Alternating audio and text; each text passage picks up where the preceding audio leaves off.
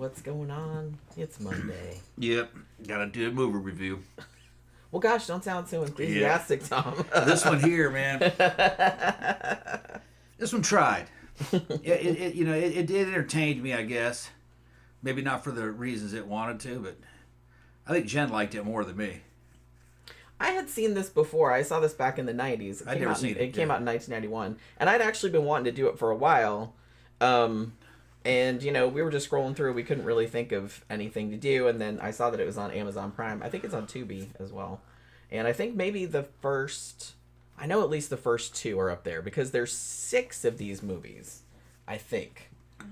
I think this has 5 sequels or 4 sequels. And then I think there's also like a spinoff called Vampire Journals, which I've never seen. I've heard it's ass, but I don't really know because I've never seen it. I think I've only seen the first 2. Like, I'm pretty sure I saw Bloodstone, the second one, but it was so long ago that I don't really remember anything about it. But, yeah, this movie, it's like, it was more low budget than I remembered it being, like when I saw it back in the 90s, but I still ended up, like, having a good time with it. You know what I mean? My gripe with the movie really is just how it was shot, some of the visuals. Some of the scenes happened in daylight when it should have happened at night. Some of the interior scenes inside the castle should have been a lot darker than they were. To try to get that old school kind of gothic Dracula feel to it. You know what I mean? You can't have a lot of light and a lot of color. The color should have been more muted. It should have been darker. So it just didn't quite have the visual appeal of a gothic horror movie to me. But it did have some other things about it that kind of made up for it, I guess. But even though film to me is just real visual, what they made up, they had kind of like vampires that had unique abilities and unique natures. Okay. And then they had 3 girls in it, 2 blondes and a brunette. They're all pretty cute. The brunette's real good looking. She looks like a model. They get a lot of mileage out of the blonde chick's nipples.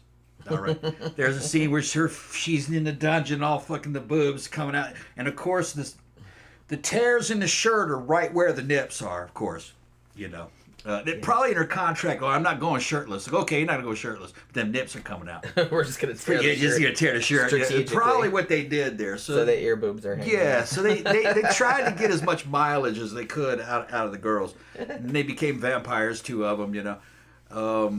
Well, they all ended up becoming vampires. Yeah, I guess they all ended up becoming vampires. I think the brunette, please correct me if I'm wrong, because I know some of you have seen more of the ones in the series than me, but I think the brunette, Michelle was her character's name, right? Yeah. I think she's in all of them. Okay. Or she's like a continuing character, you know what I mean? She's cute. I don't know what else she did. She looked real familiar. I'm sure she was in some other stuff. Short hair, kind of had a guy's haircut for the time. This is all early 90s. The clothes are just 90s as fuck, especially in the beginning. The peg leg fucking mom jeans, fucking shirts that fucking were tucked in, but they fucking went over the belt. Their baggy shirt, so everybody looks like they got. That was rolls. A little bit of like leftover 80s, honestly. Yeah, it was pretty fucking tacky. Although you didn't notice it at the time. Well, in '91, everybody looked like that. It was just kind of like looking back at the 70s now and being like, holy crap, how can anybody wear that stuff? It's like, although there were some people in the 70s that looked awesome. Well, yeah, but I'm like, everyone was wearing that horrifying shit, so that's why. Like, nobody noticed it. It was weird. Yeah. So, but I don't know. It had some cool little stop-motion demons that were kind of jammed into the story. Jen will get into that. Kind of Ray Harryhausen looking things. I did like the little demons. Yeah. And that's about really all there was to it. Me personally, I didn't find the movie really compelling. And had I seen it when I was younger, back in '91, maybe it would have made an impression on me back then, so I'd get feelings of nostalgia or something. But the visuals for me weren't there. It just didn't look like a good movie. It looked like a tacky, low-budget movie, it was low budget. It was Full Moon Studios, which is Charles Band's production company. And like, the cool thing about it though is I kind of feel like you could see that it was homaging Nosferatu, particularly in the character of Radu, and they did some shots of like his shadow, like the shadow of his big long fingers, like going over the girl's face, and like him retreating down an alley, like his shadow and stuff like that. So you could tell they were trying to do Nosferatu kind of stuff. And but you know, it was 1991, and like I said, they didn't have a lot of, you know, it was kind of a low budget film, so I'm not really sure if like it was more expensive because they did do some night shots. But the thing, here's what I suspect. I don't know if this is true. It needed to be shot with a filter or something. Here's what I suspect. I think that because they got to shoot in Romania. Yeah. And this was like the first American movie that ever got to do that. It is on scene. Yeah, it's like all, and they let them like use all of this stuff. Yeah. So that's all like real castles and shit like that. And they just let them go crazy. There was kind of a pain in the ass, like they said, to film over there because of the language barrier and everything like that. But they let them use all this scenery. So they're probably just like, well, we got all this awesome scenery. We don't want to shoot it in the dark, so you won't be able to see it. Right. Like maybe that's what it was, because it's like because it looked so awesome. Yeah, but they should. So I get it. They should have darkened it though. It would look a lot better. But so here's what I heard about the Little Demon guys. So I don't know if this is true or not, but you know, Charles Band, his Full Moon production, they make tons and tons of really low budget movies. And include these ones. Subspecies, I think, came out after the Puppet Master ones started coming out. Like, I actually like the Puppet Master ones too. But so what he did, I heard, was that he had the title Subspecies, and then he had a poster designed, and the poster had these little creatures like carrying this half naked woman, but he didn't have a script, and it was supposed to be a vampire story. Like they knew that. But so when he's going to write the script, they're like, well, what are these little dudes? Like, what is this all about? Well, those are the subspecies. Well, what does that have to do with the vampires? I don't know. Figure it out. Yeah. Pretty much. Which that's actually, that was very common in Hollywood. Especially back in the old days. Like Ed Wood and shit. But it wasn't just him. They would just have a poster and a title. They didn't have that looks cool. That looked cool, and they would sell the whole movie just based on the poster.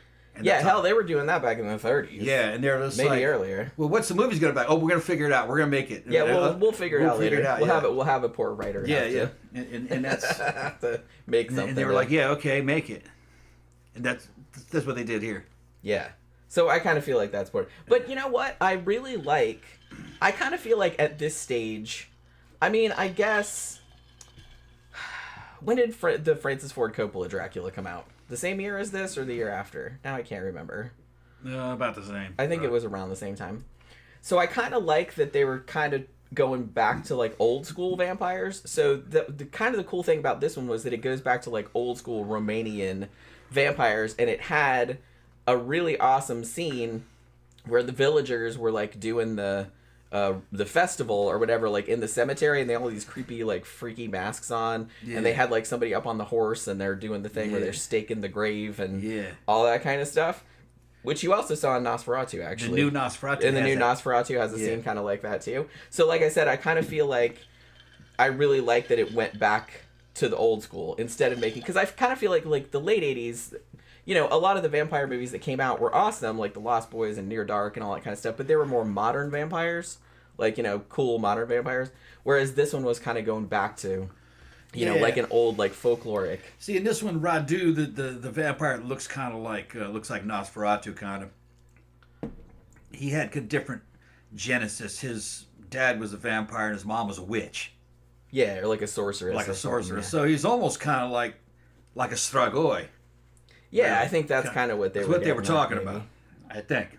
They just didn't call it a Strigoi. A Strigoi is cooler, actually, but like a Strigoi. I think that's what they were talking about. And the hilarious thing, too, is that I had totally forgotten that the dad of the vampires, the king vampire, who isn't in this very long, is played by Angus Scrimm. Yeah. In a scary white Phil Spector wig. Yeah. He looked like Phil Spector. That's Phil Spector. Yeah. It was kind of an unfortunate Getting ready to shoot that woman in the head. But, yeah, I guess so. Yeah. But, yeah, so I was like, holy shit, I totally forgot Angus Scrimm was in this, like, as the dad. So he gets killed, like, by Radu pretty much immediately. You know, because he puts Radu in a cage, and then Radu was like, oh, fuck that. And he, like, cuts off his big, long fingers, and then the fingers fall on the floor and, like, turn into the little demons. Yeah, they had to explain him somehow. Yeah, so like I said, that's okay. I'll roll with it. It's fine. They're like homunculus. Yeah, actually, I really liked the stop motion, and it might have been the same dude that worked on the Puppet Master movies. I'm not entirely sure that did the stop motion. I think the stop motion looked good. The thing that didn't look good was the green screening, because the stop motion was good, but then they had the green screen them into the backgrounds.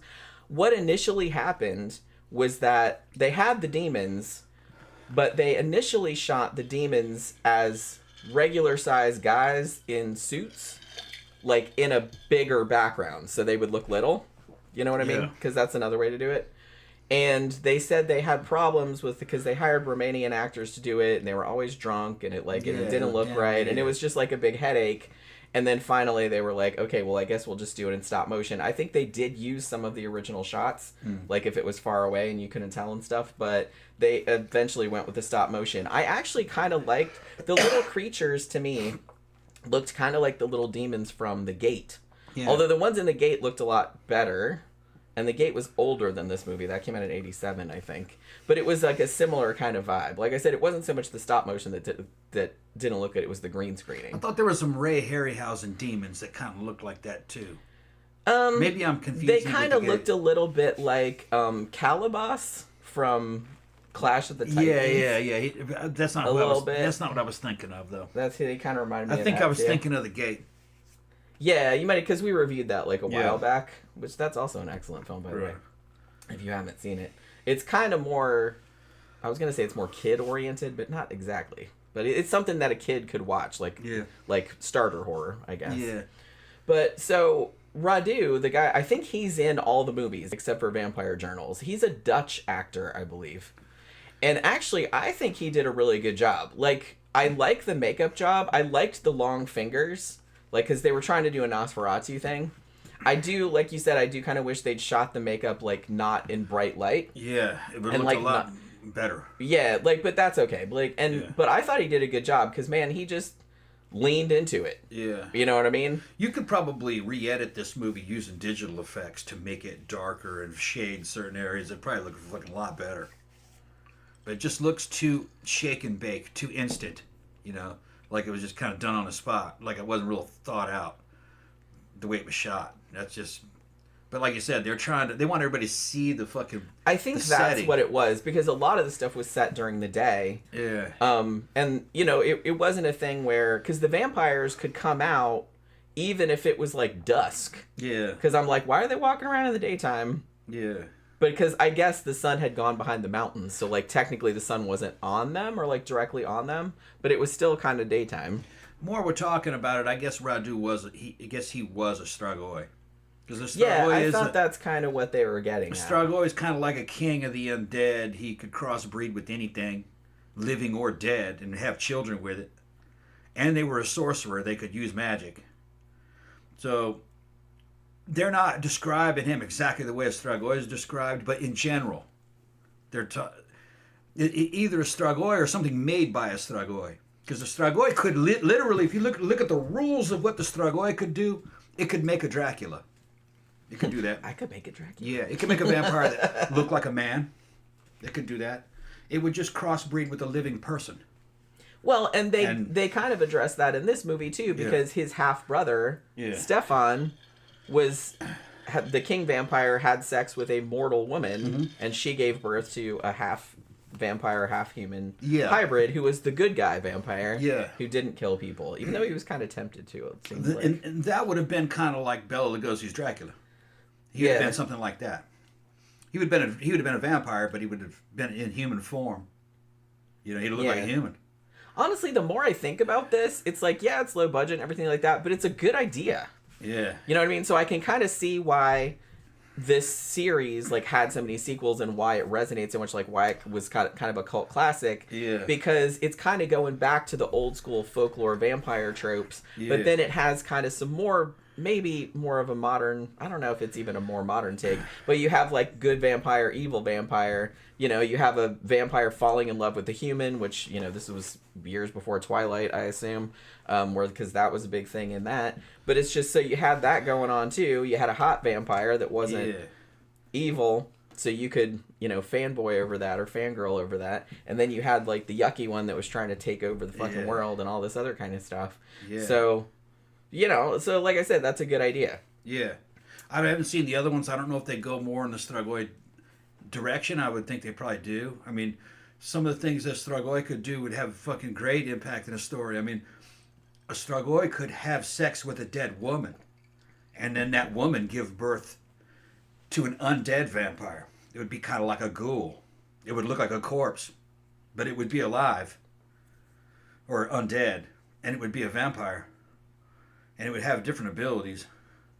That's weird shit. It would be a ghoul or a zombie, something like that. Yeah, I feel like not. I mean, I know some stuff has been done with it, and maybe it's done in vampire fiction because I don't read a lot of that. Yeah. But I do kind of feel like not a lot is done with vampire hybrids or like vampires having kids with dead people. The only other monsters. The only movie I know that features the Strigoi is Blood Vessel. It's a great fucking movie. And they kind of address that in there, don't they? Where they and then they show the fucking Stragoi's casket, and it's nothing but sculptures on the sides of fucking corpses worshiping him like a god and shit. He's laying there. It's really cool visuals because they're like king of the dead. But he was a sorcerer too. He could use magic. He looked like a bat, kind of. A man with a bat head. And he had a wife. And she was kind of like him too. Just a hot chick with boobs and fucking a head like a bat. And had a kid. Hot chick with bat head. Yeah. They were That's evil. Someone's dream using woman. fucking, yeah, she was kind of hot in a weird fucking way, you know what I mean? Well, they had a hot girl in the makeup. Yeah. And then they gave birth to a mortal-looking child, which I don't know how they did that. But that may not have been the same mother. No, she said that the little girl said that was her family. Yeah. So I thought. So she must have come out of that female Strigoi. So here's the thing. So like I said, this is kind of a good idea, like the more you drill down into it, because you have the two competing brothers. One of them's good, one of them's evil. They're both vampires. And then you have Radu, who has killed his dad and stolen the Bloodstone, which has like the blood of the saints in it. And I guess, wasn't it implied that you could drink out of that and you wouldn't need to like kill people? Because I thought I guess so. Because wasn't this village, they said the Turks had attacked this village, and then the vampires came and killed all the Turks, and so like all the people were saved, and so then they had like a pact, with the king vampire, who was Angus Scrim, and he was like, well, we won't snack on you guys, and we have the Bloodstone and we don't need to snack on you guys. But I guess Roddy was like, fuck that noise. He wanted to snack on people, but he still wanted the Bloodstone too. I guess maybe that was kind of like a symbol of power or something like that also, like he was just taking over all the shit. Yeah. But he was just killing people left and right, man. Yeah. And I kind of feel like, because man, everybody got vamped out in this. The one blonde chick, she got fucked up first, right? Like she got he just came right in her room and started sucking her blood. And it took him, as much as the villagers believe in vampires, I mean, and that's established pretty early on. And actually, the old guy whose house they're staying in, he knows that vampires are real because he's friends with Stefan, and Stefan is a vampire, and he knows that Stefan is a vampire. Mm-hmm. So he knows all that shit exists. He knows Radu exists. So when the first blonde chick starts, wow, she looks a little pale, wonder what could be the matter. Like, they call the doctor and shit like that. I'm like, what do you think it is? It's vampires. You know what I mean? Mm-hmm. So, I found that, like, a little hard to believe, because I was like, you know what it is. It's vampires.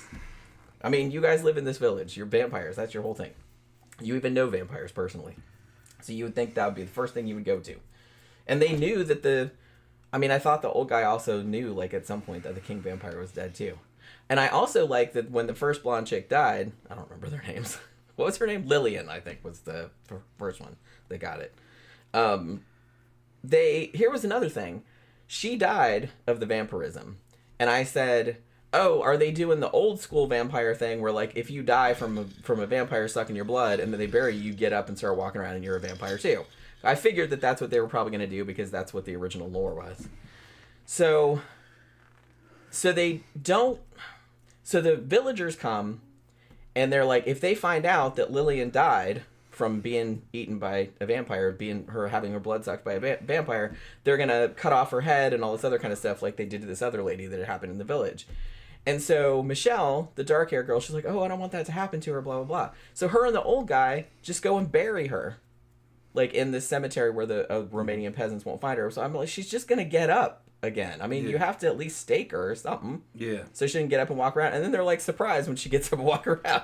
I'm like, what do you think was gonna happen? Yeah.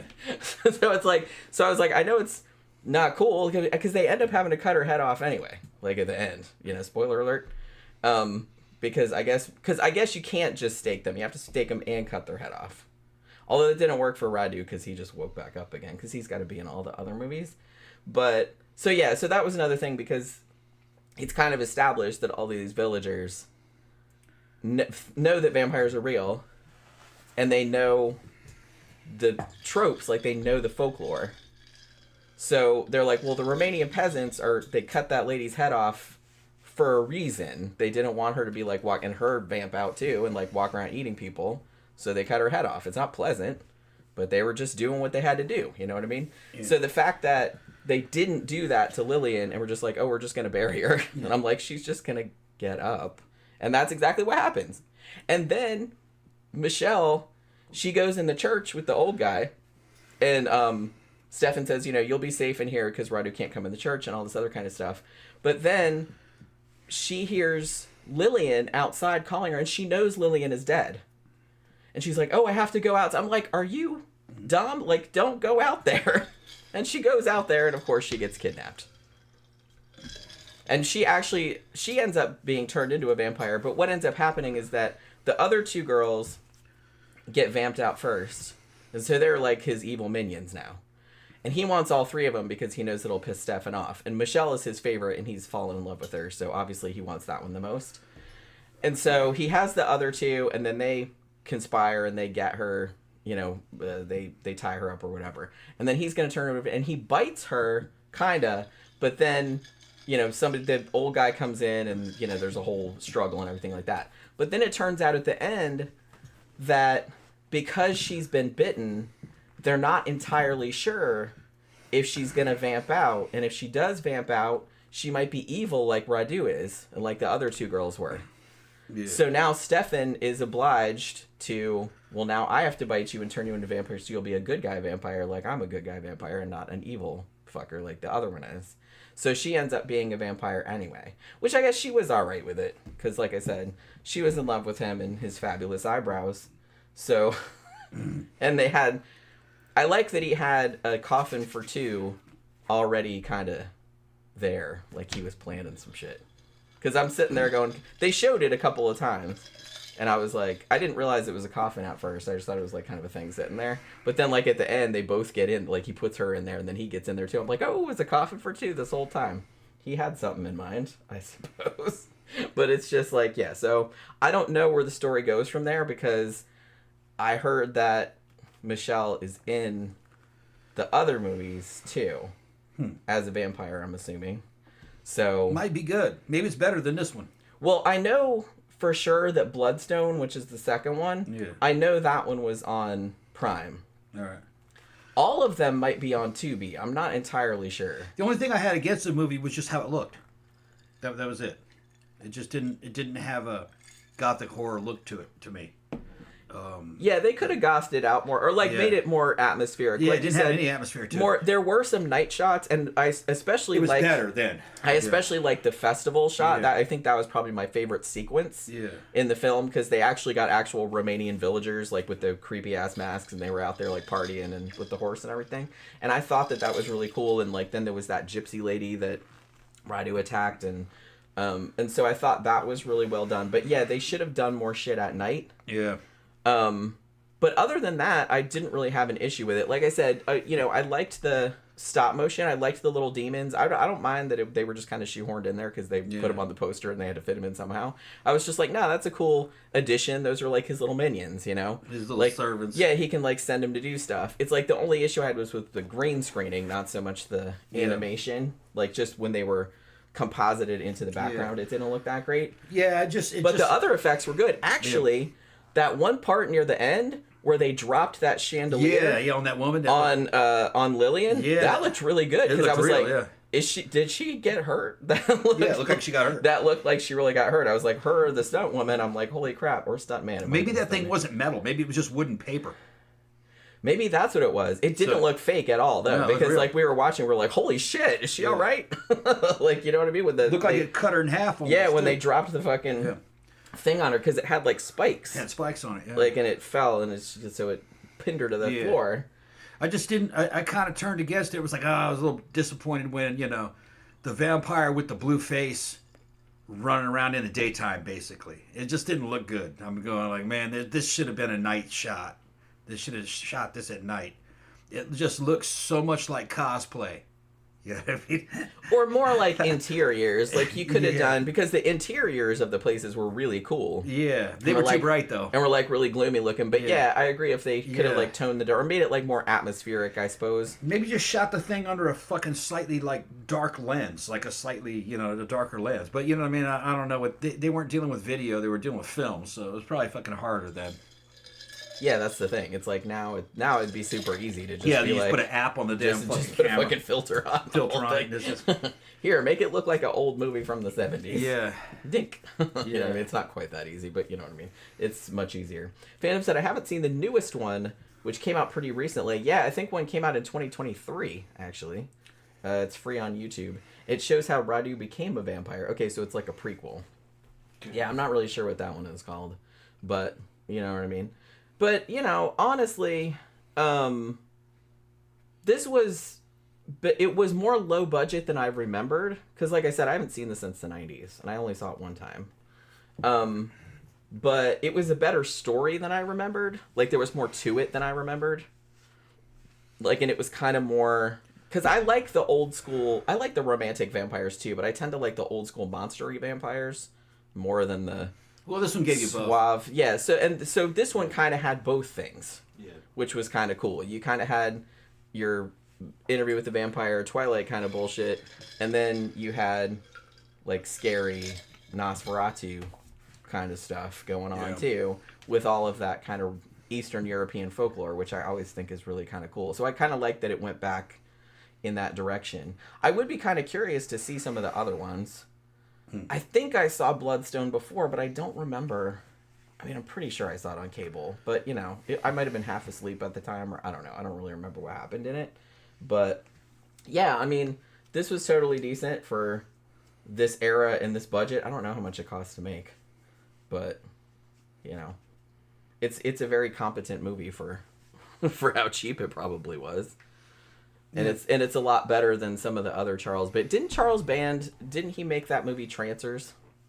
Is that the same guy? I think it might be. Trancers was horrible. And it's not this. This was actually not directed by him. He's a producer. Okay. The director of this was actually Ted Nicolau. He's the same guy that did Terror Vision from 1986, which is actually a delightful movie. He's done a bunch of other ones too, but that was like the one that I was most familiar with.